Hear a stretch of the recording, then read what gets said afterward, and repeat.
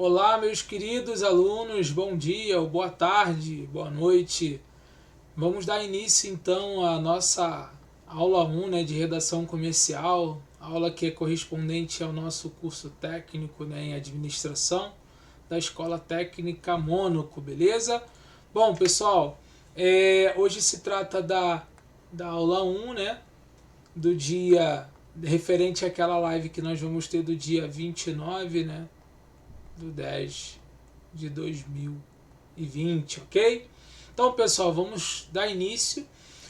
A gente vai tratar nessa disciplina alguns assuntos, alguns conteúdos que estão relacionados a estilo e linguagem e interpretação de texto empresarial. Aqui eu não vou abordar nada que está relacionado muito à questão de português, não, né? Nem é o meu intuito. Mas muitas das vezes nós nos deparamos como profissionais com a necessidade de trabalharmos com alguns documentos, com alguma linguagem escrita, né? Principalmente na atualidade, nos deparamos com a tecnologia, a necessidade de escrever um e-mail, a necessidade de redigir um memorando, de mandar uma mensagem, formalizar um pedido. E isso muitas das vezes é cotidiano e constante, né? Para um profissional que trabalha com essa finalidade. E aí a gente precisa entender e modernizar e ter um entendimento sobre o estilo e a linguagem que é utilizada nesse processo de comunicação, ok? Eu não vou tratar aqui do processo de comunicação, mas eu vou abordar aqui alguns conteúdos que estão relacionados e no processo certo e errado na hora de você construir um texto, por exemplo, ok? Então, a gente começa falando sobre o estilo, né, e linguagem do moderno texto empresarial. E algumas perguntas nós nos fazemos. Por que as organizações devem modernizar o seu estilo e a sua linguagem? E aí eu quero até que vocês reflitam sobre essas perguntas, porque elas vão retratar o nosso material, né, a nossa live do dia 29, tá? Essas modernizações, elas vieram para ficar. A gente está vendo aí que a gente vem sofrendo não somente alterações no que tange a tecnologia, mas principalmente no processo de comunicação. E acho que isso foi o maior ganho, a maior forma de mudança que podemos perceber na sociedade, né? Nós saímos de um contexto que você se comunicava por correio, carta, lembra? Quem lembra, você escrevia a carta e ela no correio colocava, aí passou para e-mail. Hoje você utiliza diversos outros equipamentos, né, que possibilita você ali ter uma agilidade no teu processo de comunicação, ok? E qual é o objetivo de harmonizar esse estilo e linguagem do texto empresarial, tá? Bom, a gente vai entender que a modernização do estilo empresarial, né, do estilo de linguagem das correspondências empresariais aconteceu a partir do momento mais histórico e específico, no final dos anos 70, tá? Como um resultado de um contexto econômico que a gente tinha ali uma briga constante por uma fatia de mercado mundial. Após ali período de Segunda Guerra Mundial, as nações começaram a se profissionalizar, né, a entender essa necessidade de globalização, de abertura de mercado, e aí de uma certa forma essa disputa e contexto econômico se tornou mais competitiva, e tudo que estava relacionado à competição, enfim, mas tudo que está relacionado à humanidade vem do aspecto de comunicação, principalmente dentro das empresas, tá? Uma das estratégias que passou a ser utilizada mundialmente foi a redação de informações de maneira mais objetiva, ou seja, relatórios que vocês escrevem no local de trabalho. Mas eu não escrevo, eu uso um editor de texto, sei lá, um Word, né, um LibreOffice Writer, por exemplo, ou até mesmo um outro aplicativo, um software que você utiliza. Legal, mesmo assim você precisa entender e saber expor o que você pretende, né, muitas das vezes de forma clara, né? Então tem que haver uma linguagem clara, né? Que não haja duplicidade, né? Que não haja ali uma dificuldade de interpretação para aquele receptor que vai receber a sua mensagem. A gente vê muita dificuldade e muitos conflitos que a gente vê hoje na sociedade estão pautados pela dificuldade de comunicação. Muitas das vezes eu tenho uma boa intenção ou até tenho uma boa ideia, mas não consigo transmitir essa ideia. Tem uma dificuldade de expor essa ideia de forma clara para diversas pessoas entenderem. E a gente tem que começar a entender que comunicação faz parte do processo de um profissional e principalmente, né, daquele que atua em cargos de gestão, cargos de liderança, por exemplo, tá bom? Ele é importante para qualquer área, mas eu estou falando dentro desse sentido porque você está lidando com pessoas, você está dentro de uma estrutura administrativa, organizacional, e muitas das vezes o resultado daquela empresa depende da forma como você consegue expressar e como você também consegue entender para colocar em prática as ações de trabalho. Aí a gente tem uma figura 1 aqui que denota, né, os principais problemas com documentos empresariais que são mal escritos, ou seja, mal formulados, né?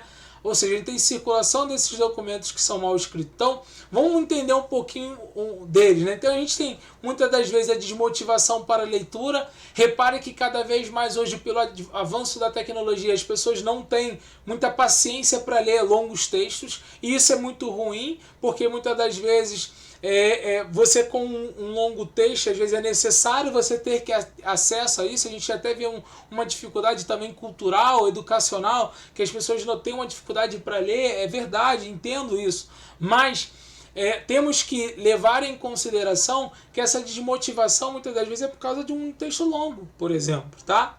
É uma das características. A própria ineficiência para novos negócios significa o seguinte: eu não tenho às vezes o entendimento daquela linguagem que está sendo usada naquele momento e com a característica do que está querendo ser transmitido, e muitas das vezes eu não consigo entender e não consigo nem retransmitir. Imagine que você está dentro de um cargo e o teu gestor ele vai ter que ficar um dia ausente e ele te delega a atividade de você ter que passar o trabalho para a equipe. Será que por mais que você tem a capacidade de saber fazer, conhece as tarefas, mas tem uma dificuldade de transmitir, né, didática no momento de ensinar e orientar essa equipe de trabalho para desenvolver essa atividade? Então, a gente pode pensar dessa forma também. Existem os conflitos internos constantes também, né? Nós temos aí, a gente fala dentro da psicologia, que é a condição interior, né, do inconsciente, a questão consciente, ou seja, muitas das vezes a pessoa tem ali todo um processo evolutivo que ela teve tardio, né? Ela teve dificuldades ao longo do teu processo, tudo isso de uma certa forma corrobora e corroborou para que o processo de educação, né, dessa pessoa, o processo de desenvolvimento fosse mais demorado, e a gente vê muitas das vezes pessoas que não estão no mesmo grau, numa mesma sintonia de conhecimento. Isso também pode dificultar, tá?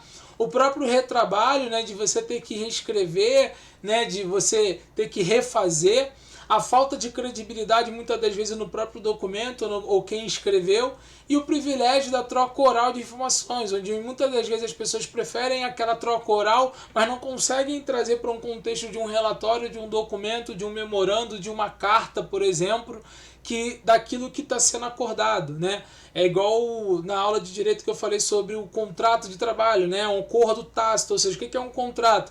Existe um acordo tácito expresso entre duas as partes. Eu posso ter um acordo verbal, mas eu tenho que trazer isso para um modelo formulado, estruturado daquilo que foi acordado verbalmente, ok? Para que haja a celebração formal em registro daquilo que foi acordado. Bom, é muito provável que muitas das vezes, né, a perda gerada por falhas nessa transmissão das informações não possa ser mensurada em termos financeiros, ou seja, às vezes acontecem perdas por conta desses problemas e a empresa não consegue mensurar essas perdas em valores financeiros, correlacionar isso. Mas com certeza esses prejuízos eles causam desgastes e falhas ao longo do processo, tá? Conclui-se então que de tempos os mercados mundiais, né, lutam principalmente para sobreviver hoje por causa da globalização, e não é somente investir em informatização e tecnologia que a empresa ela vai ser bem sucedida.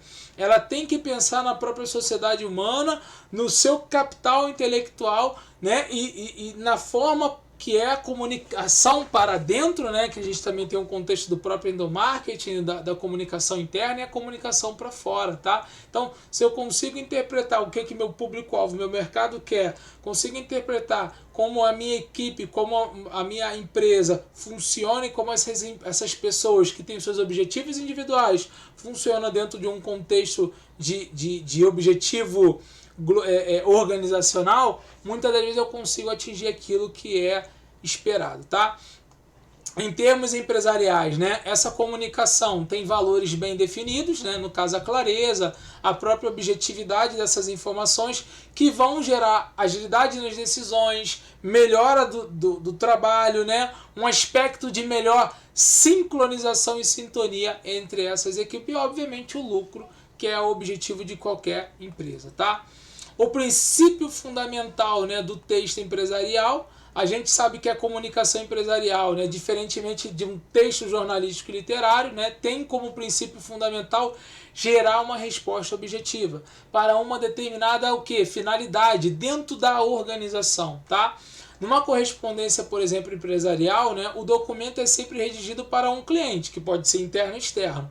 A gente estuda dentro de gestão de processos, por exemplo, OSM, gestão de processos, que a gente tem lá no mapeamento de processo, a gente tem o cliente interno e o cliente externo. O cliente externo é aquele da outra área. Por exemplo, eu trabalho na contabilidade e o RH. O RH vai demandar lá a contratação para poder gerar a folha de pagamento de um novo funcionário. Então eu vou demandar para a contabilidade lá para o setor um serviço. Então ele é meu cliente interno e assim fornecedor, bem como isso tudo vai ser gerado para poder contratar um colaborador e lá depois, dentro de um contexto, esse colaborador vai gerar o serviço para atender um cliente lá fora.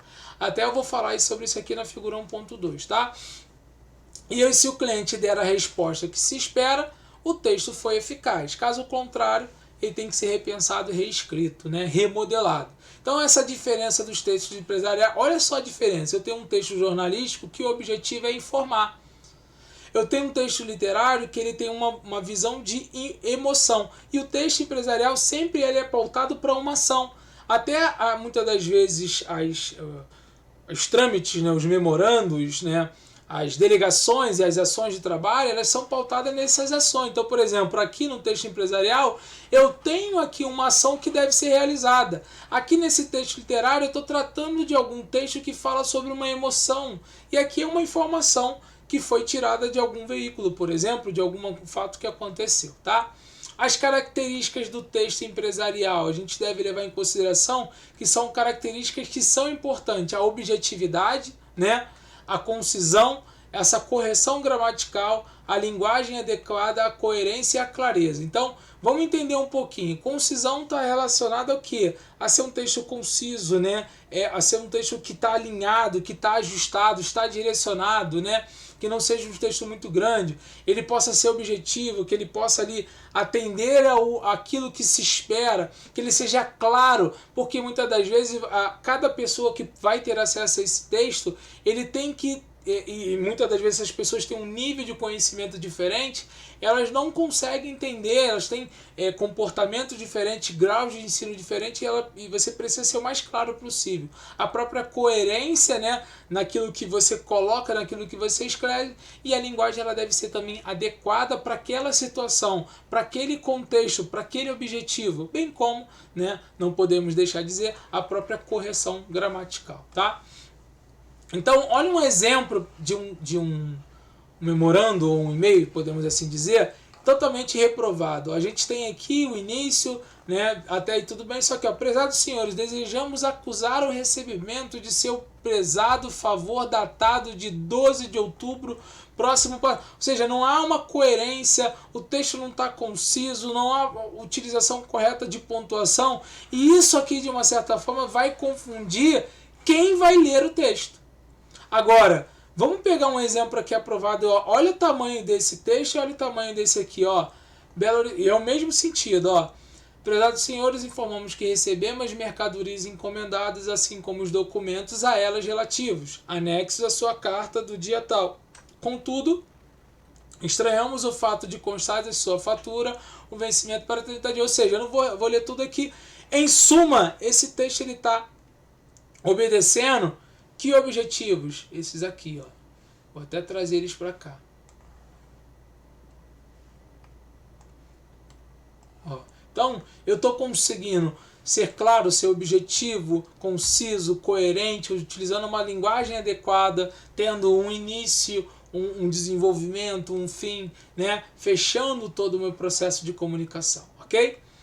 Aí, a gente tem que entender as diferentes modalidades e os níveis de língua. Então, a gente tem aí, muitas das vezes, a língua falada e a língua escrita. A gente tem que entender essa diferenciação. Então, por exemplo, tem aquela linguagem falada que é vulgar, né? Não existe uma preocupação com a norma gramatical, fala-se como quiser, é geralmente usado pelas pessoas que são iletradas, que às vezes não têm muito conhecimento, ou até mesmo não tiveram uma alfabetização. Já a linguagem escrita, né, vulgar, ela é utilizada por pessoas que às vezes não têm escolaridade e apresenta vários erros. Então ela vai escrever ali erros, e na fala ela não vai demonstrar que tem uma alfabetização. Quanto na linguagem falada coloquial despreocupada, é a língua usada na conversão corrente, ou seja, com gírias, expressões familiares, né, contextos usuais do cotidiano, né, muito desse sentido. Agora, na linguagem escrita, ela é mais despreocupada, ela tem um caráter mais híbrido, não utiliza de alguma gramaticalidade, né, é uma visão mais informal na hora de escrever. Existe a coloquial culta, é uma linguagem fiscalizada de forma gramatical, né? Aquela que é utilizada dentro de sala de aula, reunião, e foge muitas das vezes daquilo que deve ser expressado. Dentro da linguagem escrita, a formal, ela gosta de seguir uma linguagem gramatical que obedece à norma, que é uma correspondência que se encontra muito em correspondências empresariais, né? Em livros, em apresentações. Na linguagem falada formal, imita tudo em a escrita, e aí soa um pouco artificial, porque muitas das vezes a pessoa força para falar que ele não é do contexto, não é da característica dela, e a literária, apesar de obedecer toda a forma gramatical, ela quebra alguns padrões e alguns efeitos estilísticos, tá bom? Aí a gente tem um dos principais empecilhos, que são os vícios de linguagem, né? E o que é vício, né, de uma certa forma? É um hábito que se tornou padrão pela pessoa. A gente entende que vício as pessoas muitas das vezes possuem porque está característico por um padrão que ela já tem. Só um momentinho para beber uma água. Bom, aí muitas das vezes, dentro da característica de vício, né, de vivência que essa pessoa tem, e isso está muitas vezes no modo que ela escreve, no modo que ela fala, são hábitos que já estão enraizados nessas pessoas, tá? Um exemplo, vou mostrar algum desses efeitos negativos, que são a própria verbosidade, né? Chavão, o uso desnecessário de jargão técnico e o excesso de coloquialismo, tá? Bom, quais são esses são um dos exemplos, né? Os principais vícios. Aí a gente tem aqui, por exemplo, começando pela própria verbosidade, tá? A gente hoje vai praticamente abordar dentro desse contexto aqui. O que seria a verbosidade? Ocorre quando se diz de forma complexa o que deve ser dito de forma simples. Eu estou transformando algo que eu deveria falar de forma simples em muito elegante, em muito complexo. Ou seja, eu estou transformando algo muito complexo. Eu vou dar um exemplo de um e-mail aqui, ó. Como resultante de persistente e continuado suprimento insatisfatório do componente J, lá a arruela do motor, foi determinado pela autoridade competente. Ou seja, eu estou dificultando o que eu deveria comunicar de forma escrita através de um e-mail. Aí aqui eu já tenho um exemplo para eu poder explicar para você por que está errado. Aqui está repetitivo, essa parte que eu coloquei está imprecisa, isso aqui está muito prolixo, ou seja, sem um sentido, e aqui redundante, ou seja, eu estou repetindo, armazém do depósito. Se é armazém é um depósito, se é um depósito é um armazém. Então há uma dualidade nesse contexto também, tá? Essa verbosidade ela pode acontecer muitas das vezes pelo vocabulário ser querer sofisticado demais, então eu sofistico esse vocabulário, tá? Muitas das vezes, transformando ele numa forma de comunicação muito mais cheia de palavras, né? De técnicas, de termos técnicos, e muitas das vezes que não vai gerar o sentido ou objetivo que eu pretendo, tá?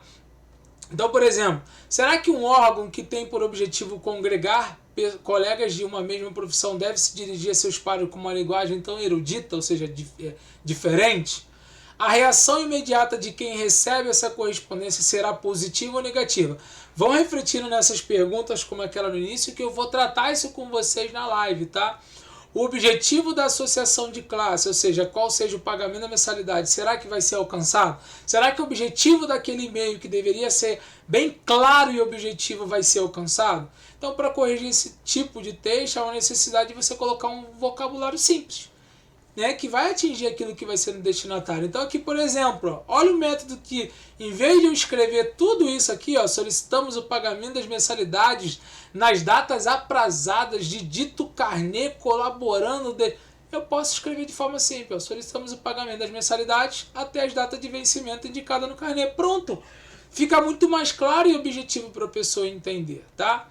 A gente tem quanto à verbosidade por frases e parágrafos longos. Ou seja, é óbvio que teoricamente não há um limite de linhas, né, para um parágrafo que é bem escrito, mas tem que haver um bom senso nessa clareza. Então o fator mais importante é você ser simples, não querer sofisticar demais. Então aqui tem um relatório, né, que aqui está o modelo reprovado, e eu escrevendo aquele na forma aprovada. A gente vai abordar essa leitura um pouco melhor na live, tá? Algumas sugestões para que você tenha um texto melhor escrito, mais simples. Escreva frases mais curtas, relacione essas ideias de forma mais curtas, ou seja, embora possam ser dadas algumas explicações, né, você tem ali vários argumentos, causas e consequências. Então tente não criar textos muito longos. Eu sempre falo para meus alunos de projeto, né, de artigo científico, que você tem que criar parágrafos ali menores, e assim, eu tenho lá objetivo geral, objetivos específicos, e que esses objetivos eles possam ter a ideia desse objetivo subdivididas em parágrafos, para que você possa explorar, né, utilizando uma linguagem objetiva, uma linguagem gramatical clara também, tá? Escreva cada conjunto de ideia em parágrafos distintos, como eu estava explicando agora, tá? A gente também tem a verbosidade por construções intercaladas ou invertidas. Então, assim, é muito comum a gente observar muitas das vezes um texto empresarial que ele parece uma equação matemática, a gente não entende nada. Por quê? Porque muitas das vezes a gente não tem um conhecimento, ou até mesmo a construção não segue uma sequência. Muitas das vezes o objetivo está no início, o objetivo está no final, e não tem uma introdução, não tem uma sequência lógica de construir. Isso se aplica até aqui mesmo. Ó. Eu tenho um texto reprovado e aprovado, que é o que eu mostro que existem várias ideias dentro do texto. Se o texto era para poder apresentar uma única ideia, né, de uma carta comercial, ele está apresentando 6 ideias diferentes. E aí, chega que muitas das vezes a pessoa não entende o que deve ser feito. É como se o seu gestor chegasse para você e falasse o seguinte: ó, fulano, hoje você vai fazer isso, passa 5 anos, ó, além disso você vai fazer isso, aquilo. Você, peraí, mas o que eu vou fazer afinal? O que é prioridade para eu fazer? Tem o mesmo sentido, tá? E aí, a gente modifica isso colocando um texto mais tranquilo. Alguns exemplos de verbosidade, né, que a gente vê muitas das vezes, ó, expressões que a gente deve evitar e substituir por. Então, supracitado, citado. Acima citado, não precisa botar acima citado. Se eu já estou falando citado, foi algo anteriormente. Encarecemos vossa senhoria, solicitamos. Somos de opinião que, então acreditamos, consideramos, temos em nosso poder, recebemos. Temos a informar que, informamos. O assunto em epígrafe, o assunto citado, ou seja, citado anteriormente, né? Levamos a seu conhecimento, informamos. Causou-nos espécie a decisão, causou-nos estranheza. Contestar-nos profundamente, lamentamos profundamente. Devido ao fato de que, devido a, por causa de. Para dirimir dúvida, para esclarecer dúvida. Pressúpoa, principal. Destarte, desta forma ou desta maneira. Aprazada, dentro do prazo ou limite. Desiderado, colimado, objetivo. Então, são expressões que as pessoas às vezes querem utilizar e você pode substituir por uma expressão bem mais clara e bem mais objetiva, ok? E aí, galera, dessa forma a gente termina esse primeiro conteúdo dessa aula, a gente vai abordar mais na live. Tem uma atividade legal que eu construí um estudo de caso, já postei na plataforma do Google Sala de Aula, e aí se trata de um estudo de caso que você tem um problema lá dentro de uma empresa de investimento e você vai ter que escrever para o seu diretor um e-mail, ok? Então, galera, um grande abraço, a gente finaliza aqui e tchau, tchau.